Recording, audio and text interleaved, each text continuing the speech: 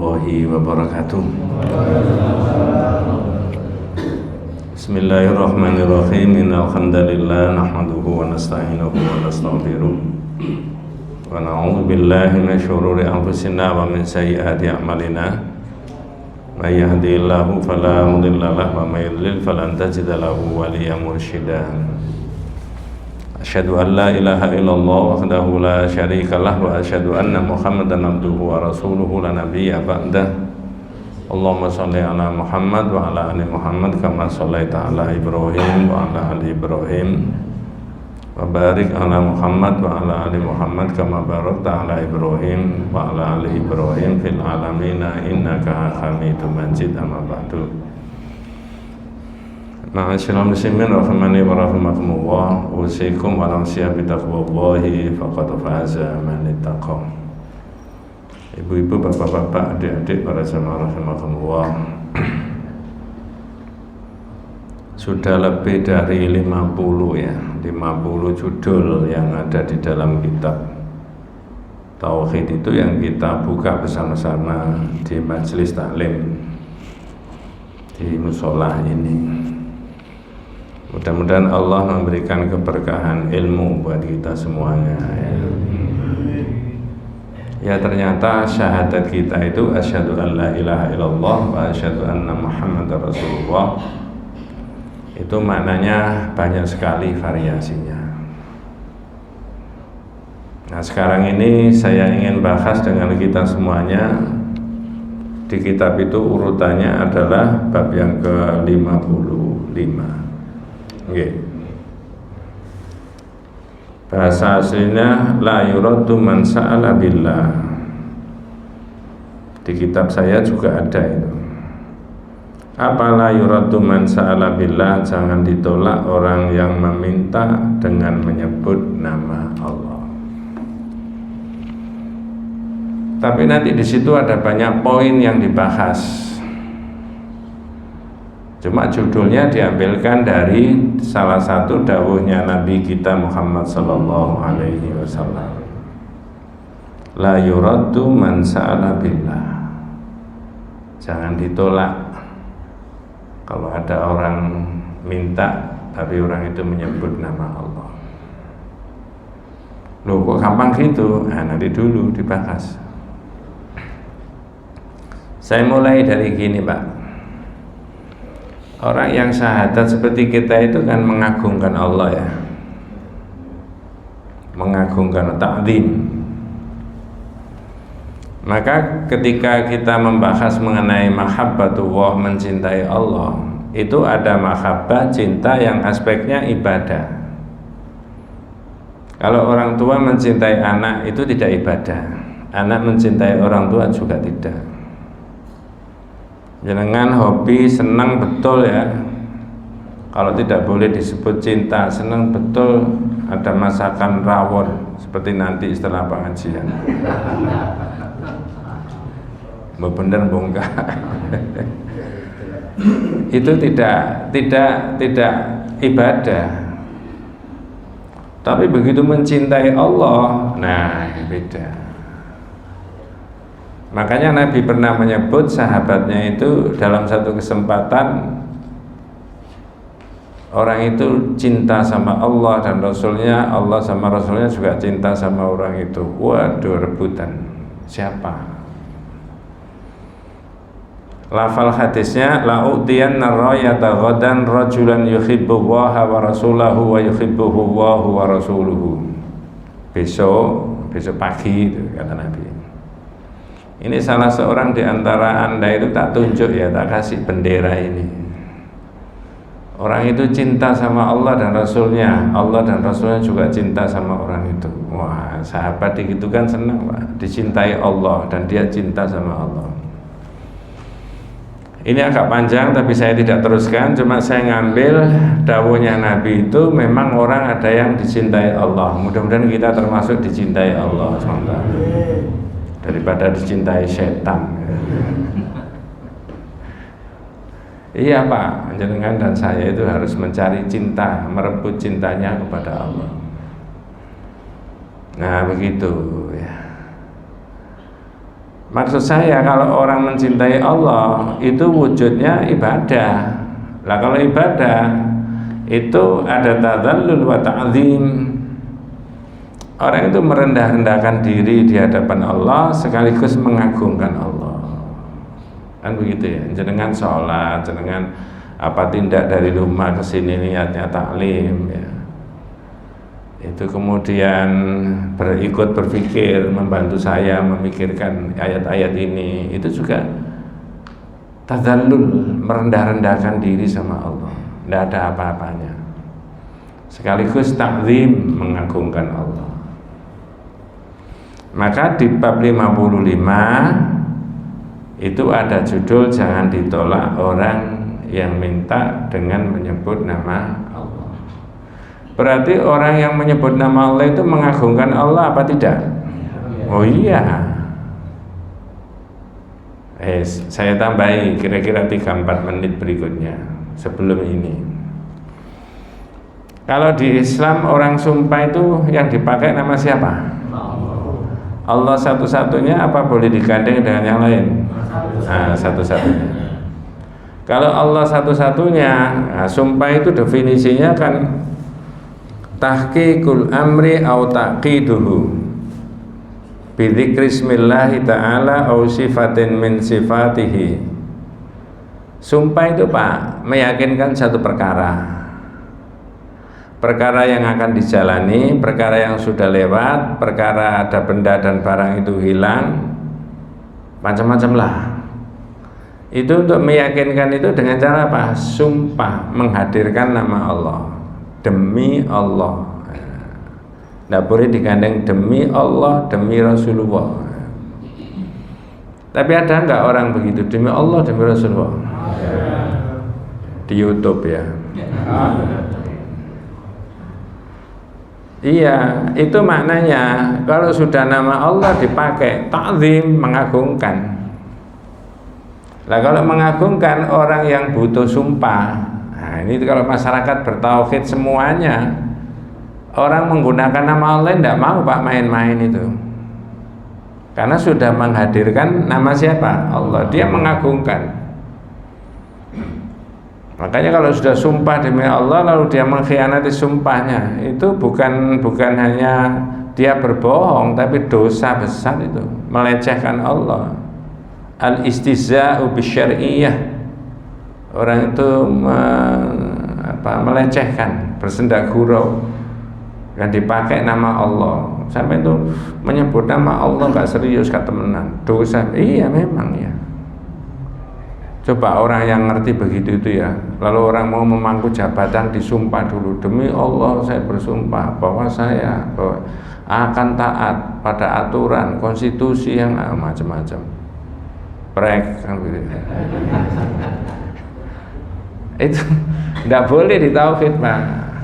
Makanya kalau ada seorang itu sumpah demi Allah saya bersumpah bahwa saya tidak mengambil, ya sudah, tidak mengambil kalau ada benda hilang dan barang hilang. Harus dipercaya, dia itu sudah mengagungkan Allah. Maka yang butuh sumpahnya wajib menerima. Man khalafa billah falyusaddiq aw falyasduq. Siapa yang sumpah menggunakan nama Allah, hendaklah itu ngomong benar. Ya.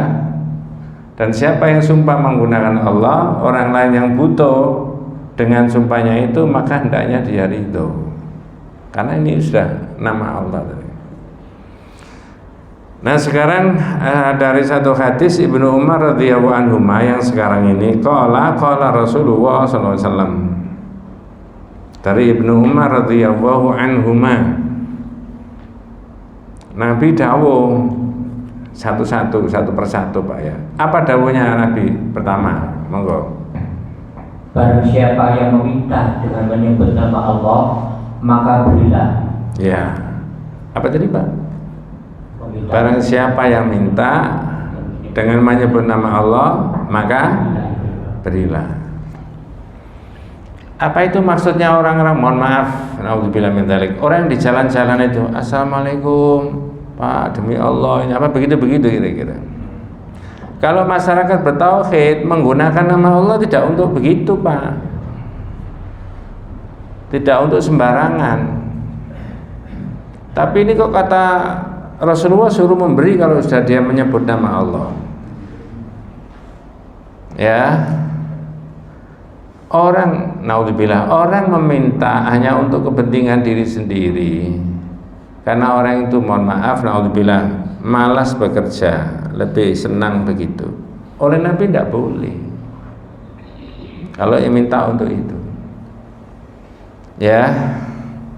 Dalam hadis yang disebutkan muttafaqun alaih di kitab Riyadhus Shalihin, saya buka-buka hadis nomor 444, la tazalul mas'alatu bi ahadikum hatta yalqallaha ta'ala laisa fi wajhihi muz'atu lahmin.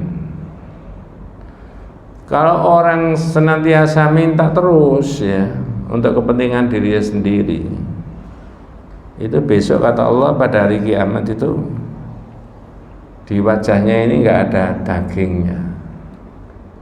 Berarti tinggal apanya, Pak?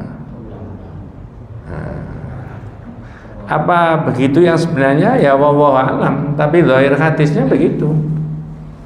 Berarti Nabi melarang untuk iya. Di riwayat yang berbeda, Nabi salaman sama orang tangannya apa? Kasar. Karena sering dipakai apa? Bekerja. Ya, mentah memecahi batu atau mencari kayu dan sebagainya.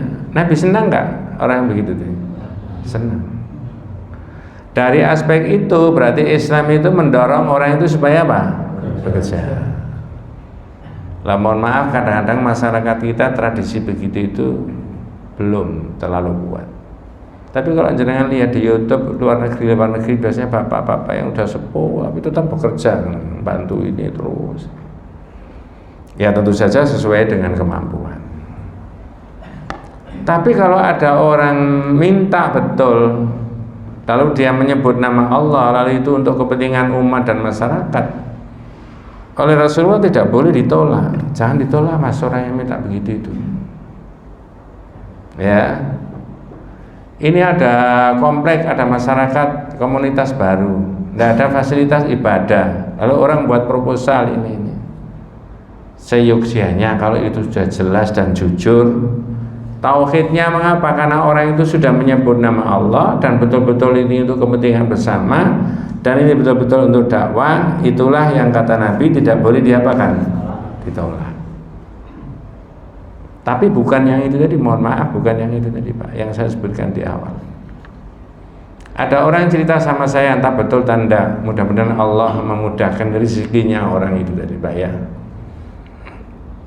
Malam hari dia, mohon maaf ini ya, di lampu merah, berjalan terseok-seok, menunduk begini, pakai masker, pakai topi yang sudah lusuh, pakaian yang juga lusuh, berjalan terseok-seok, menunduk-nunduk gitu. Tapi ada informasi, enggak Pak, itu bukan begitu hakikatnya. Orang itu jejak biasa. Saya tahu siang hari orang saya sering lewat sini kok itu. Itu kan jagani orang yang tidak biasa tahu lewat sini lalu dia menunduk. Apa istilahnya jagani? Saya tidak tahu hakikatnya, tapi ada informasi begitu yang bisa dipercaya. Andai kata betul, mudah-mudahan Allah memudahkan rezekinya orang yang berjalan membungkuk-bungkuk itu tadi, diganti dengan rezeki yang lebih luas, lebih halal. Bukan itu maksudnya, tapi ini betul-betul anak kebutuhan umat, kebutuhan masyarakat ya. Ya, lalu orang minta atas nama Allah. Tauhidnya yang mana? Ya menyebut nama Allah itu tadi. Kalau orang sudah menyebut nama Allah, yang menyebut saja tidak boleh main-main, yang kebutuhannya orang menyebut nama Allah juga harus percaya. Seperti sumpah tadi loh Pak. Halo? Misalkan ada duit 2 miliar hilang, enggak ada duitnya. Saya taruh mana Pak? Tadi tak tinggal masuk di masjid sholat atau wudhu. Ditaruh di mana? Tas kresek, tak cantolno di sepeda. Berapa tadi jumlahnya? Hilang. Saya kreseki semuanya. Ada seseorang yang dianggap mungkin ya dianggap orang itu ngambil. Lalu disumpah, demi Allah saya tidak ambil, demi Allah saya tidak tahu.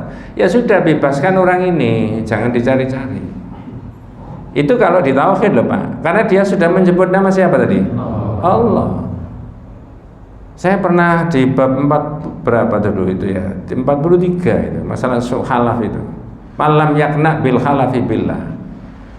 Jadi kalau ada dalam sebuah persidangan misalkan begitulah, ada orang yang bersumpah, demi Allah Pak Hakim saya tidak tahu, saksi-saksi sudah menguatkan bahwa saya tidak tahu, saya sudah sumpah pakai nama Allah, saya nggak tahu, saya nggak ngambil, saya nggak memindahkan, saya nggak menyuruh orang lain mindah dan sebagainya, demi Allah. Maka kalau di masyarakat bertauhid, ya masyarakat bertauhid Pak ya, semuanya, hakimnya dan semua yang diduga dari, maka dia memutuskan bebas, bukan dia.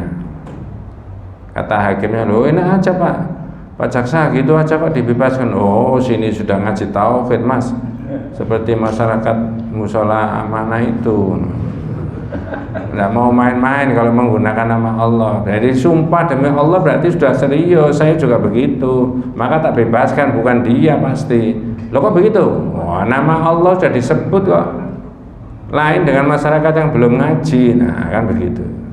Itu loh kekuatannya menyebut nama Allah tadi Pak ya. Sekarang saya tanya jenengan yang hadir sekian banyaknya ini, apakah masyarakat kita sudah begitu? Ya tapi jangan emosi Pak biasa. Yang salah konsep tauhidnya apa masyarakatnya?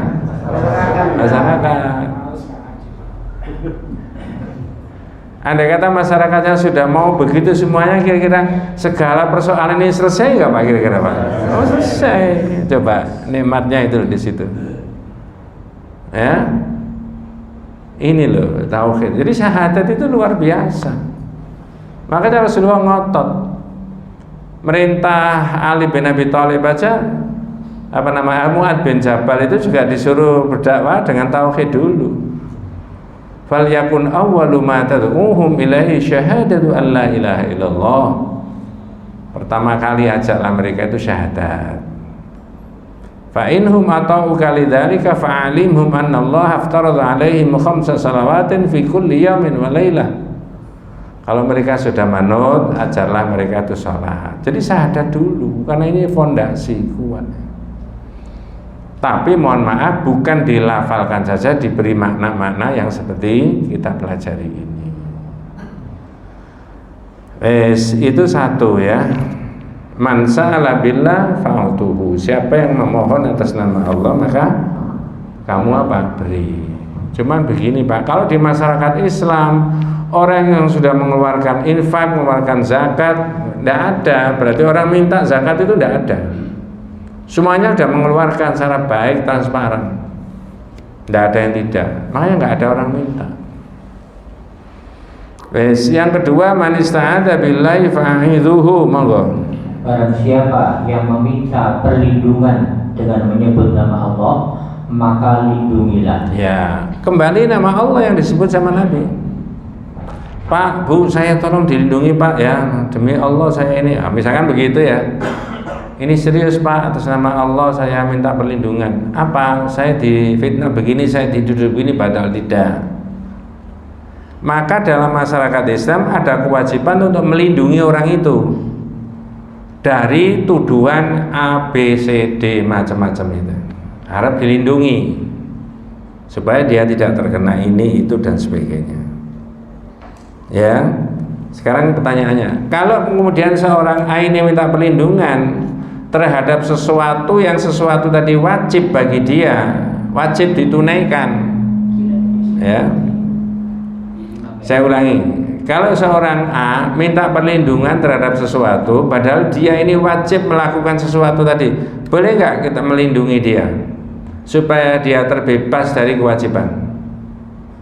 Saya ulangi, orang ini ada kewajiban membayar ABCD-nya atau menunaikan tugas ABCD, terus minta perlindungan supaya dibebaskan dari kewajiban, boleh nggak? Boleh apa tidak? Nggak boleh. Waduh Pak, saya terkena kewajiban membayar apa namanya, misalkan zakat sekian persen, padahal nanti saya tolong saya dilindungi, dibuatkan laporan tentang kekayaan saya gini gitu loh Pak. Boleh Pak? Boleh. Itu kalau zakat. Kalau pajak? Boleh.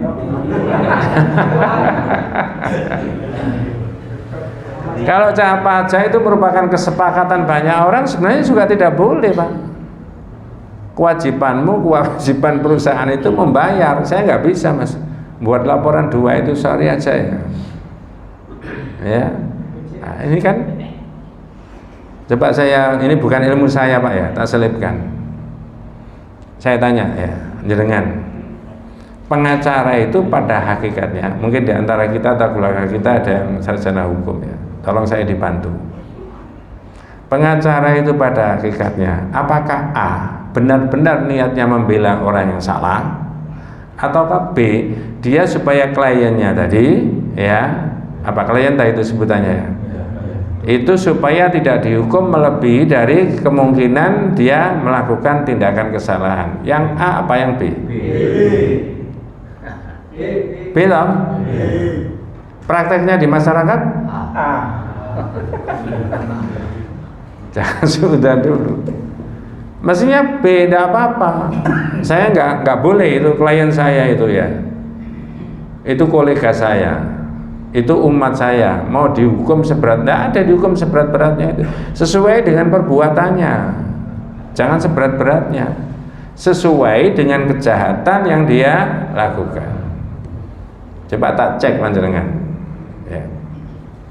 Apa betul kalau orang berbuat kebaikan itu oleh Allah dilipatkan pahalanya 10 kali lipat? Halo?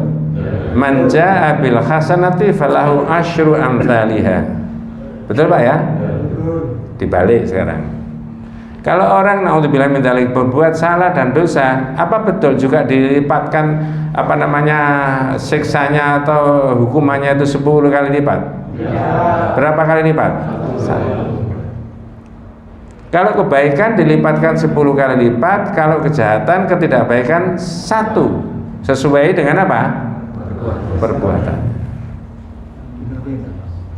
Allah Maha Rahman dan Rahim enggak Pak? Oh iya. Lah orang itu kadang-kadang tidak bisa punya akhlak seperti akhlaknya Allah itu.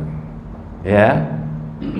Mohon maaf, naudzubillah min dzalik. Ketika ada manusia dia tersandung masalah misalkan begitu ya, itu kira-kira dobo nggak Pak? Diceritakan nggak kira-kira? Ya. Iya. Gak sampean gak tak kandani tapi cok kondo-kondo. Nanti temannya ini juga memberitahu orang lain, gak sampean gak tak kandani, aku dipesen kali kondo-kondo, ini gak sampean gak tak kandani. Orang sak kampung sudah tahu semuanya, jangan kondo-kondo saja. Nah itu, kalau Allah enggak. Kalau ada kebaikan dilipatkan 10 kali lipat. Kalau ada ketidakbaikan ya sudah sesuai dengan itu saja. Mohon maaf ini jenengan termasuk orang yang ahli ibadah ya. Mudah-mudahan dirindukan surganya Allah SWT ya. Misalkan ada orang yang tidak biasa ke masjid, baik nggak Pak? Baik. Ada nggak kira-kira orang kemarin ke masjid? Ada Pak? Ada. Itu kira-kira yang bersangkutan semakin cekek apa semakin semangat?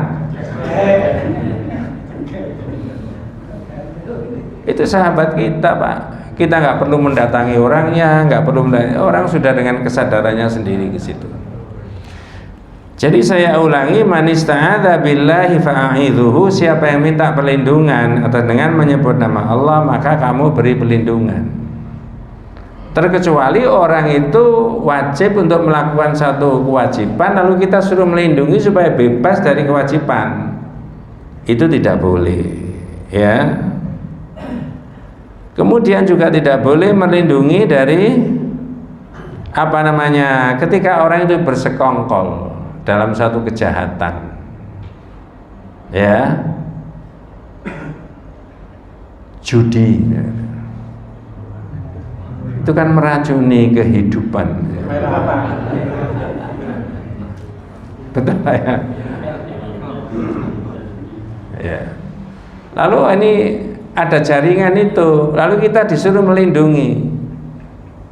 Ini kejahatan kok disuruh melindungi, dan dia tidak menyebut nama Allah sama sekali, tidak boleh. Ya, maka diancam orang yang tidak termasuk bagian dari umatnya Nabi itu orang yang melindungi kejahatan. Ada jaringan judi lagi marak sekarang itu. Judi apa itu, Pak? Ya, saya tidak ngerti, lebih baik tidak ngerti aja. Atau ngerti liku-likunya tapi ya jelas tidak melakukan. Itu tidak boleh kalau orang itu melakukan kejahatan lalu kita disuruh apa? Melindungi. Padahal yang diperintah adalah ta'awanu 'alal birri wat taqwa. Bertolong menolong itu atas dasar menegakkan apa? Kebaikan dan takwa. Dan tidak boleh tolong menolong dalam hal yang bersifat apa? Kejahatan. Sudah dua ya yang diperintahkan oleh Nabi dari pertama, man sa'ala billah fa'atuhu, siapa yang minta dengan menyebut nama Allah berarti Anda berikan ya. Wa man ista'adza billahi fa'idhuhu, dan siapa yang minta perlindungan dengan menyebut nama Allah maka kewajiban Anda untuk apa? Melindungi. Yang ketiga, Pak, monggo. Barang siapa yang mengundangmu maka penuhilah undangannya. Ya kayak ini tadi kan diundang tadi suruh makan. Maka dipenuhi. Pertanyaan saya begini. Mendatangi undangan itu mutlak apa enggak? Hadir mendatangi undangan itu mutlak apa bersyarat?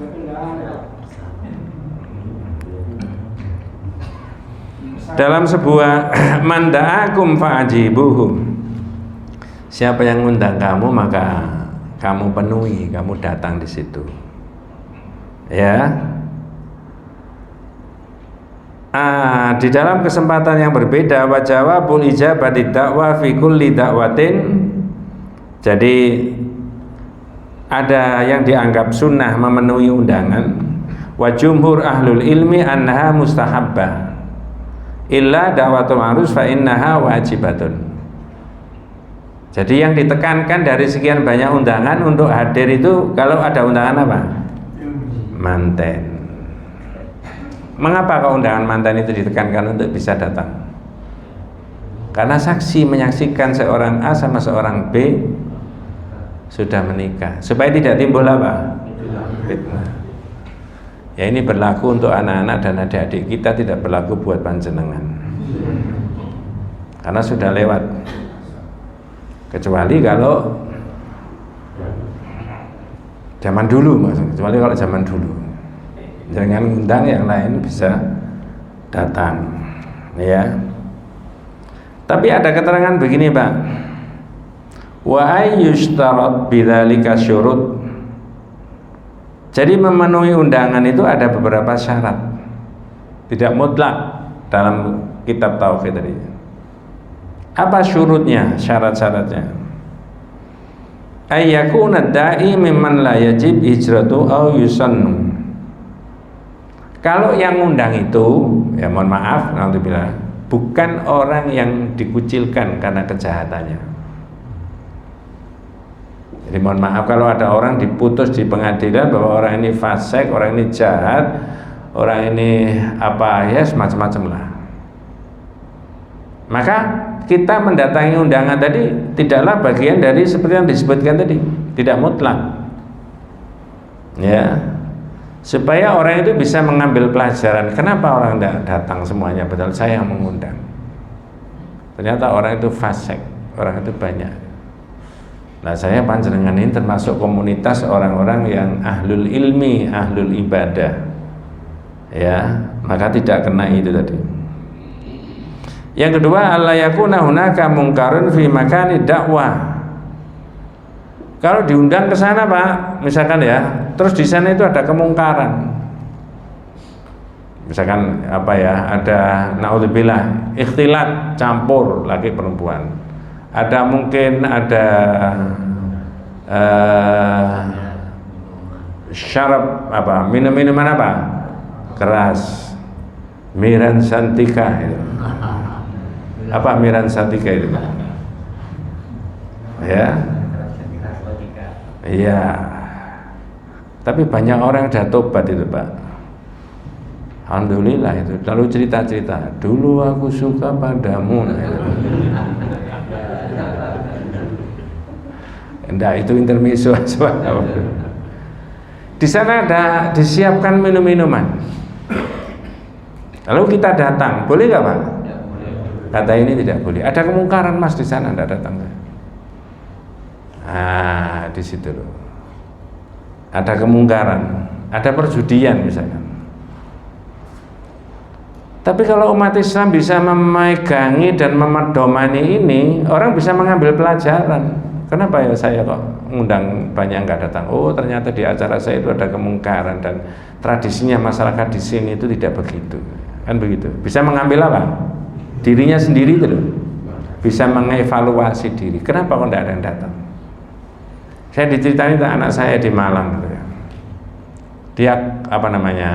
Orang itu nyewa di komplek perumahan. Ya, undangannya itu silaturahim pengajian, tapi isinya bukan pengajian. Ya model begitu macam-macam tadi.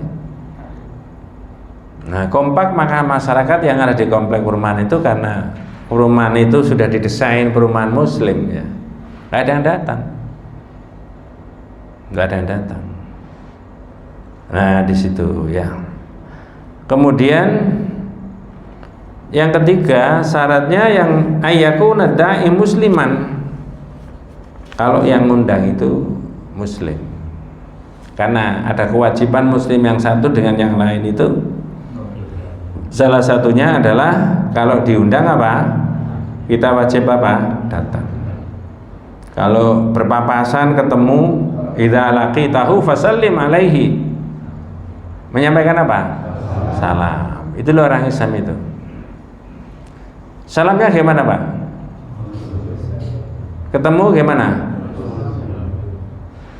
Pakai diteruskan apa? Nggak boleh kata majelis ulama itu. Ya, harus surah Islam ya harus assalamualaikum warahmatullahi itu. Ya. Kemudian ada perintahnya Nabi di hadis riwayat Muslim, wa idza da'aka fa'ajibhu. Kalau ngundang ya saya datang. Ya. Jadi ada banyak syarat supaya apa namanya kita bisa datang itu yang ketiga tadi ayyakuna da'i musliman. Yang keempat adalah boleh tidak ditang alla yakuna kasbu haram. Hasil usahanya orang itu ternyata semuanya haram. Boleh datang, Pak? Terkenal di masyarakat itu, di kampung itu, di komplek itu, siapa yang ngundang itu? Oh, bandar, Pak. Loh, kok tidak tertangkap? Cuma dia gelap-gelapan, tidak ada yang tahu kalau dia itu bandar. Boleh datang, Pak? Kata Shalih Al-Utsaimin tidak boleh, walaupun hadisnya tadi mengatakan ya idza ta'aka fa'ajibhu. Kalau mengundang maka hendaklah dia datang. Tapi ada syarat-syarat itu tadi. Ya. Tapi kalau orang misalkan datang ke undangan tadi, orang ini sudah muslim, orang ini sudah hasil usahanya itu halal, di sana tidak ada kemungkaran. Tapi kalau saya datang nanti gimana sholat Jumatnya saya itu gimana? Jamnya sekian ini ngundang itu. Mana yang didahulukan, Pak? Jumatan apa ke sana? Kalau begini, saya diundang makan-makan teman saya ini. Tapi ini waktunya saya ngajar di sekolah. Kalau itu Pak Guru, Bu Guru dan dosen. Yang lebih syar'i yang mana?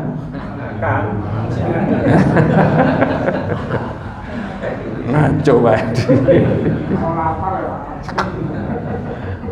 Diundang makan-makan, tapi ini waktunya saya mengajar. Yang syar'i dia terpenuhi yang mana mestinya? Ngajar.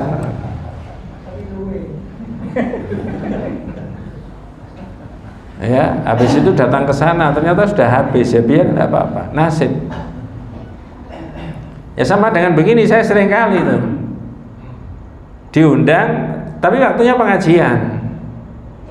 Yang syar'i yang mana untuk dipenuhi? Memenuhi kajian itu tadi. Kalau datang ke sana tidak ada jaminan kalau orang itu meninggal lalu dia masuk surga. Tapi kalau orang ngaji, naudzubillah min dzalik, meninggal, ada jamin masuk surga enggak? Menuju jalan kemana? Surga, Pak. Iya, Pak. Mulia sekali, Pak, Majelis Taklim itu. Tak selipkan ya, mulianya itu sampai di sini. Dalam kitab Aqidatut Tauhid yang nulis Fauzan Al-Fauzan, Profesor Doktor, orangnya masih hidup sekarang ini. Insya Allah jadi guru besar di Madinah. Kalau ada ini Quran diterangkan dalam taklim, dawuhnya Allah, Pak. Hadis dibaca, dawuhnya Rasulullah. Mulia nggak, Pak? Beda nggak dengan ucapan banyak orang itu ya? Sekali walaupun itu ucapannya Pak Ustadz, beda kan dengan Quran hadis. Orang tidak ngerekeni itu tadi, tapi kemudian jawab WA. Sebentar saya masih ada kajian, nanti aja, kira-kira jam 8 ya, tunggu. Itu saja kata Profesor Fauzan Al-Fauzan. Itu namanya al-istihza bil ayati syar'iyyah. Melecehkan ayatnya Allah yang sedang dibahas itu tadi. Ya. Telepon misalnya begitu. Ini ada Quran mau ditafsiri sama Pak Kiai atau Pak Ustadz menerangkan gini-gini. Mulia nggak dawuhnya Allah? Ini lagi Quran dawuhnya Nabi, yang Nabi menjamin akan memberi syafaat kepada kita, diterangkan. Tapi ada orang nelpon kita, penting mana? Kata Fauzan penting ini. Ya. Insya Allah sekian tahun itu ketika saya pas ngajar tidak akan ada andai kata ada telepon masuk tidak akan saya angkat. Ngaji di tempat ibu-ibu tak guyani, walaupun yang nelpon saya itu Anis. Anis punaan saya maksudnya itu ya. Ada punaan saya namanya Anis. Penting ini, Pak. Karena orang saya dan jenengan tidak sempat baca sendiri, tidak sempat mensyarahkan sendiri, tidak sempat menguraikan sendiri. Tapi ini diterangkan itu ya. Jadi makanya tadi syarat yang berikutnya adalah kalau dia memenuhi undangan tadi menjadi wajib bahkan atau sunnah kalau tidak menggugurkan kewajiban. Yang kewajiban tadi mengajar, yang kewajiban tadi taklim pengajian. Saya boleh cerita sedikit, Pak? Bentar, Pak, tenang aja. Saya udah di sini.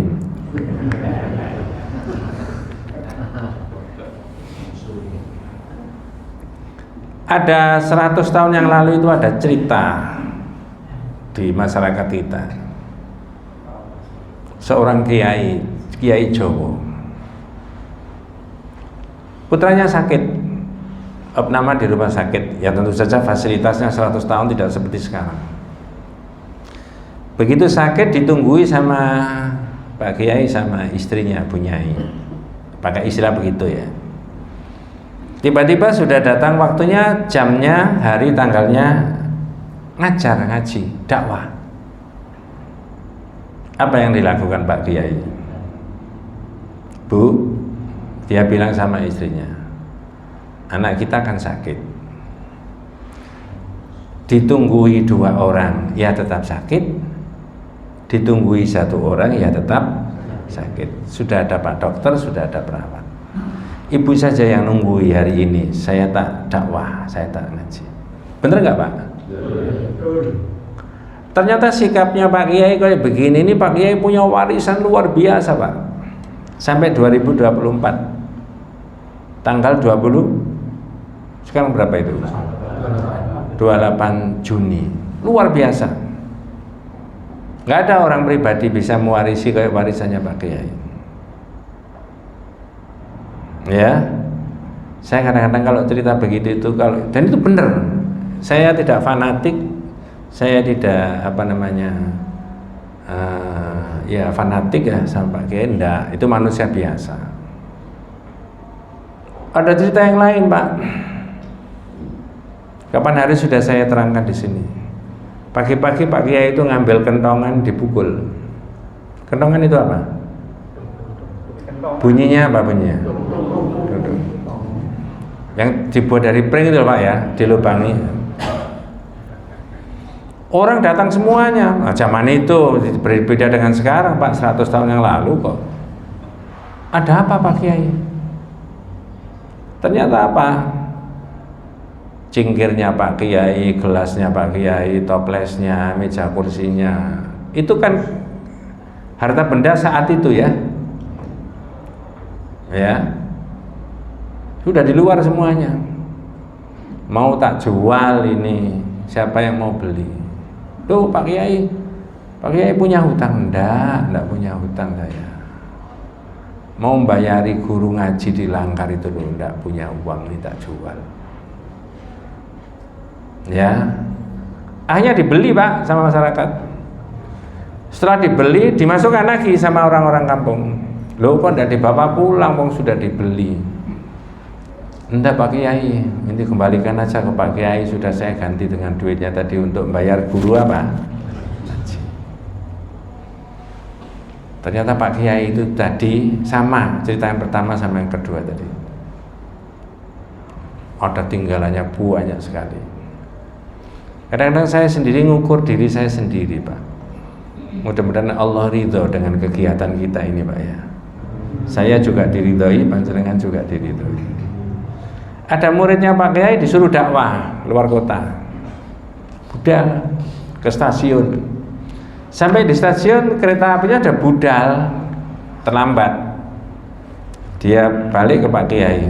Pak Kiai, saya nggak jadi dakwah ke sana. Loh kenapa? Tadi pas saya berangkat katanya kereta apinya barusan budal berangkat, saya ketinggalan. Apa omongnya Pak Kiai? Loh kesana itu satu-satunya hanya lewat kereta api yang lain apa ndak ada kendaraan. Ngerti maksudnya Pak? Berarti menunjukkan kegigihannya siapa tadi? Orang biasa kayak panjenengan kayak saya itu bisa dilatih keikhlasan, kejujuran. Lalu dampaknya sekarang Pak Kiai punya tinggalan luar biasa.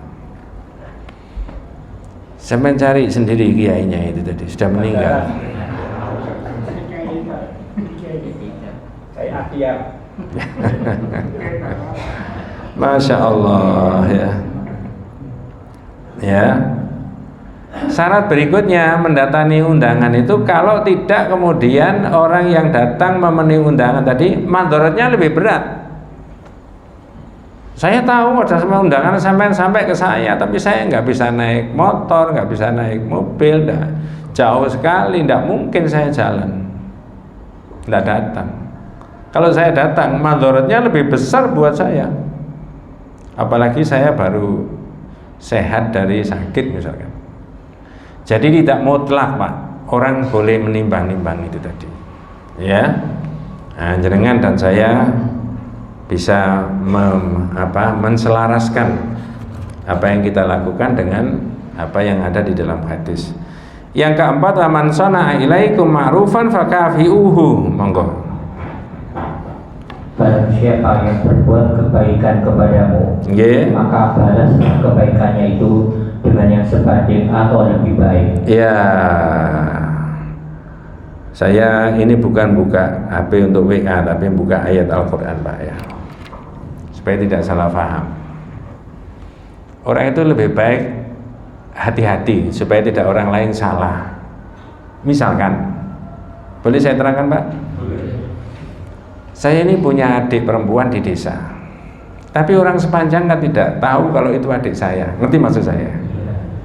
Adik saya ke Sepanjang, terus bilang sama saya, panggil saya Cak, aku tenan nang pasar, tak bonceng nang pasar, jilbabnya sekian, tak bonceng nang toko. Padahal orang Sepanjang tidak tahu kalau dia adik kandung. Mahram nggak itu Pak? Boleh nggak saya boncengi adik saya ke sana? Tapi masalahnya orang Sepanjang tidak tahu. daripada orang itu salah persepsi, orang sepanjang wis numpak bicae atau melaku.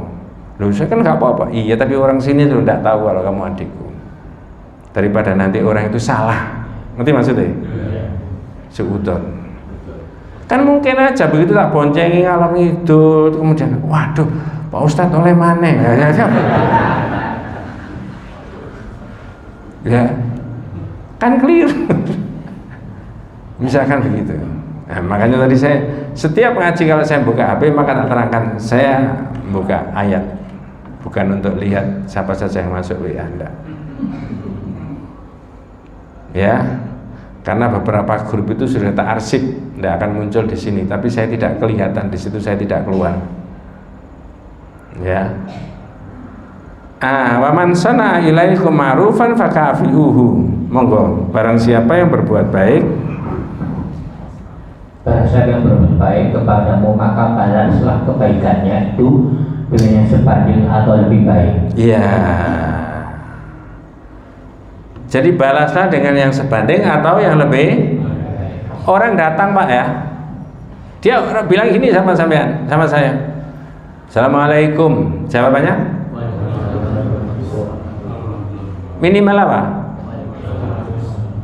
Minimal dijawab dengan bagaimana? Yang baik gimana jawabnya? Boleh nggak lengkap? Nah, ini kata Al-Quran, wa idza khuyyitum bi tahiyyatin fahayyu bi aksana minha au rudduha. Ada di surat An-Nisa ayat 86. Dan apabila kamu dihormati dengan suatu salam penghormatan, maka balaslah penghormatan itu dengan yang lebih baik.